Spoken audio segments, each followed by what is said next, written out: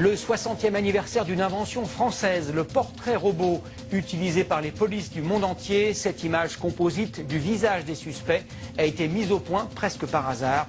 Nous avons rencontré l'homme à l'origine de cette trouvaille. Également dans l'actualité de ce lundi, un anniversaire. Il y a 60 ans a été mis au point le portrait robot, une technique d'identification inventée presque par hasard dans le cerveau d'un géotrouve-tout français. Une histoire que nous racontent nos limiers Louis Milano-Dupont, Sana Asnaoui et Olivier Stambach.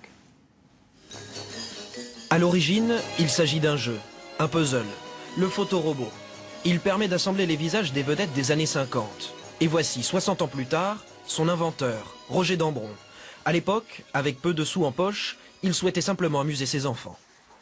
J'ai fait découper, c'était ma femme, puis moi c'est pareil.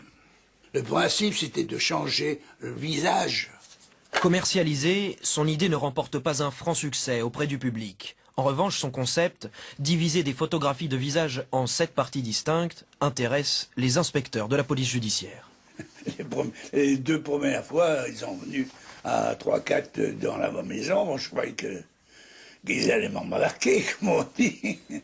La méthode est adoptée et développée par la police française. Mais très vite, les Américains prennent la suite, avec ces systèmes de calque superposés. À l'image, les policiers de la section criminelle de New York, en pleine démonstration. À partir des années 60, l'utilisation du portrait robot se démocratise dans les services de police. Sa publication se multiplie aussi en une des journaux. Les visages déshumanisés des criminels fascinent les lecteurs, une période faste pour les quotidiens. Le Parisien ou François sont proches du million d'exemplaires. Mais l'élucidation des affaires, elle, ne suit pas cette évolution.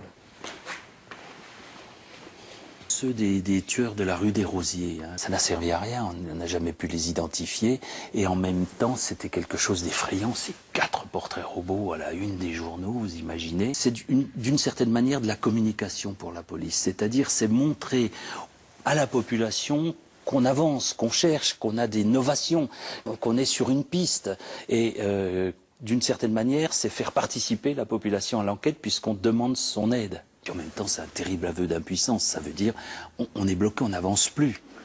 Aujourd'hui, l'élaboration d'un portrait robot est entièrement informatisée. Des milliers de possibilités, des milliers de visages sont réalisables. Mais le plus déterminant, c'est l'état psychologique du témoin ou de la victime. Son conditionnement est essentiel. On va créer un climat de confiance et d'empathie avec le témoin oculaire, de façon à ce qu'il se sente le plus à l'aise possible, de façon à ce que ce souvenir puisse ressurgir avec le plus de netteté possible.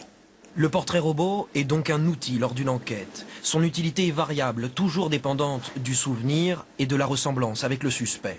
Si sa diffusion dans la presse est devenue plus mesurée, la police et la gendarmerie en réalisent près de 4000 chaque année.